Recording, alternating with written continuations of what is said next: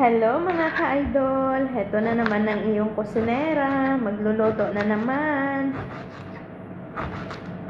Meron akong lulutuin ngayong vegetable.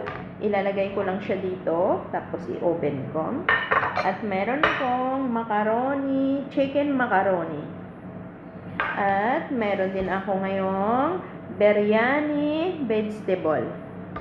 At saka meron din akong fried chicken. Pinarepair ko na lahat. Tapos, tsaka ko siya lutuin. Ito, isalansan ko muna ang mga vegetable dito. Kasi ayaw nila kasi yung mga mamantika-mantika. Kaya, ganito na lang ang pagkagawa. Para mabilis.